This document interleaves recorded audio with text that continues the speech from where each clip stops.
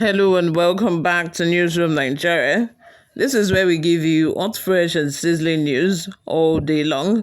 If this is your first time here or you haven't subscribed to this channel, please make sure you subscribe, like this video. Also, leave your opinions and thoughts in the comment section below. Please help grow this channel by clicking on the thumbs up button. That way, you're able to encourage us to put out more reliable and authentic content. At 37 and going to turn 80 in November 2026, the next presidential election in 2027 is realistically Atiku Abubakar's last chance, but the odds are already stacked against the former vice president, who will be hoping for a third successive shot at the nation's highest office under the People's Democratic Party (PDP) platform. Atiku may be forced into retirement by circumstances since he doesn't want to do it voluntarily, said Chief Abia Onyike, PDP chieftain and former commissioner for information in Ebonyi State. From the way things are now, nobody is ready to listen to him anymore. Moreover, age is no longer on his side.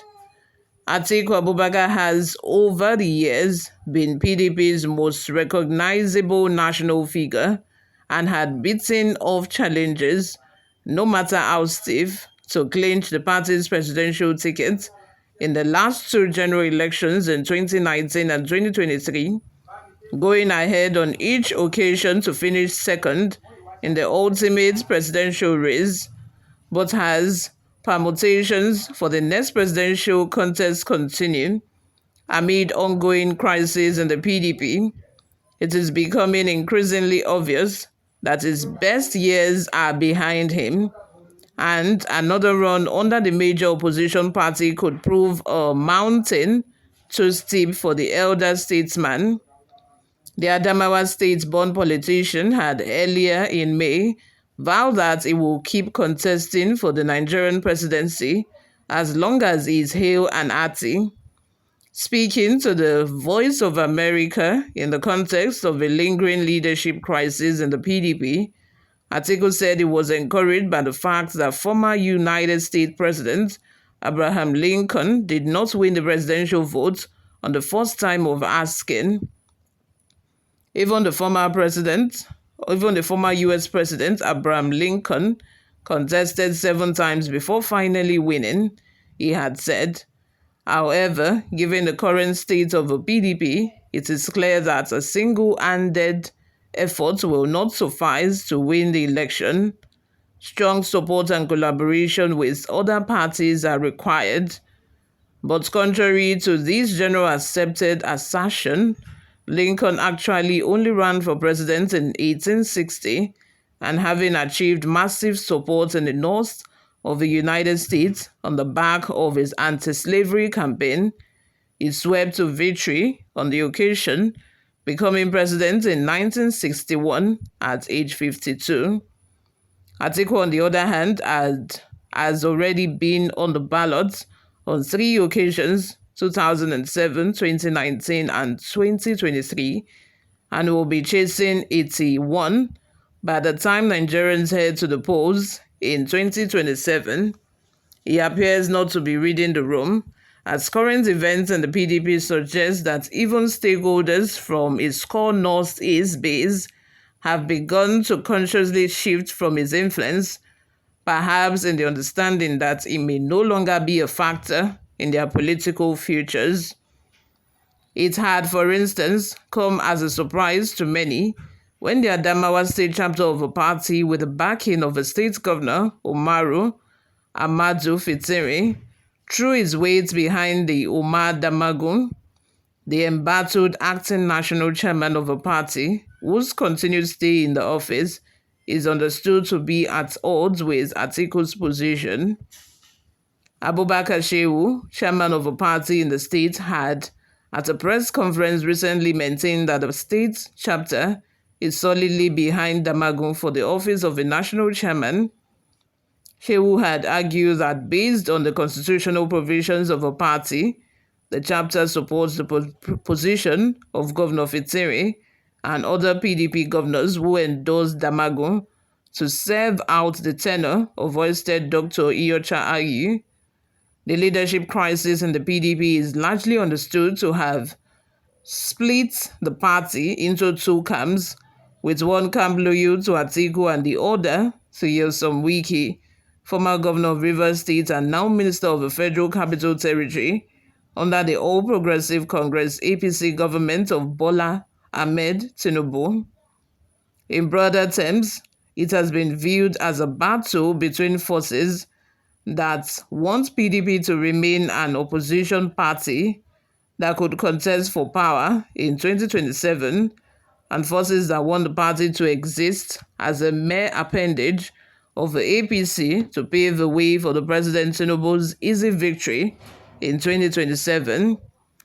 Members who are in the Wike group said Ikenga Ugochinyere, lawmaker representing Diato Federal Constituency, and the spokesman for the opposition Federal Lawmakers Coalition are like the agent of the FCT minister who is working for the APC.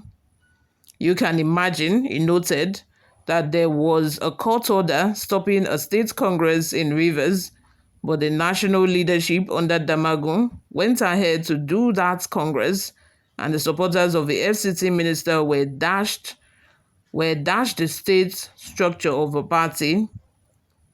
And these are people who have already pledged allegiance to the APC agenda of retaining power in 2027. Some party members have argued, however, that the crisis is not down to Atiku and Wike.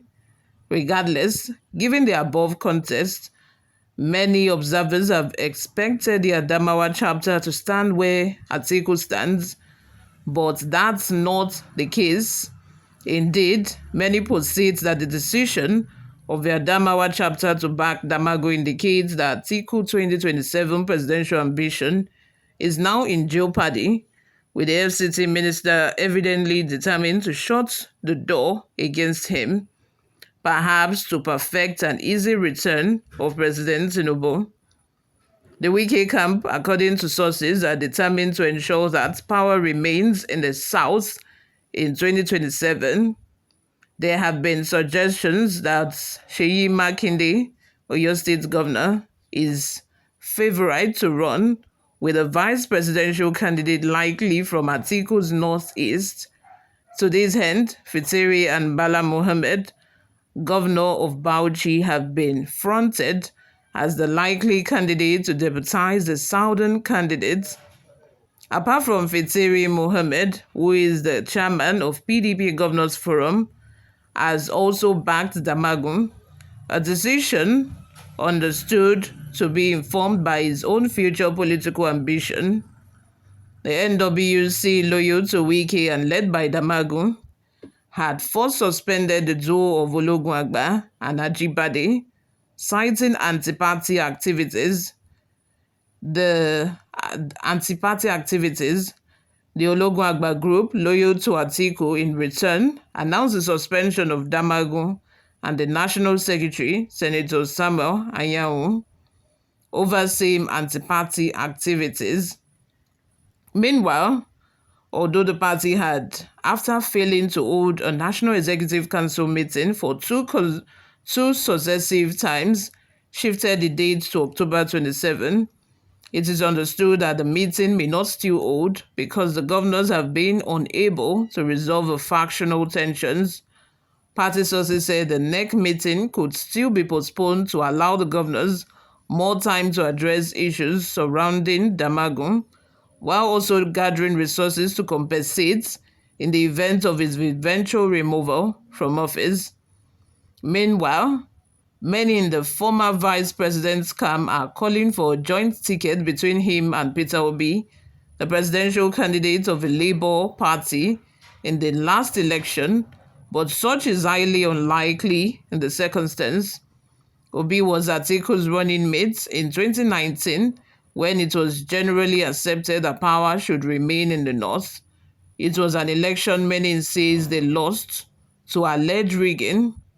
It remains Atiku's best chance at the presidency, but in the event, Muhammadu Buhari, the then incumbent, was declared winner, ensuring that he completed his 8 years and the North's 8 years. In 2019, Atiku lost his best chance to massive rigging. I'm one of the few people who believed Atiku defeated Buhari in 2019. In key northern states, Muhammadu Buhari's votes were increased and Atiku's votes reduced by corrupt INEC officials in concert with APC governors, police, and SSS. In Kano, Buhari's actual votes were 1.1 million, but increased to nearly 1.5 million. In Katsina, his actual votes were 1,800,000, but 400k votes were criminally added. You all, what are your thoughts? Thank you very much for always listening and watching, guys. I will see you all in my next video. Bye for now.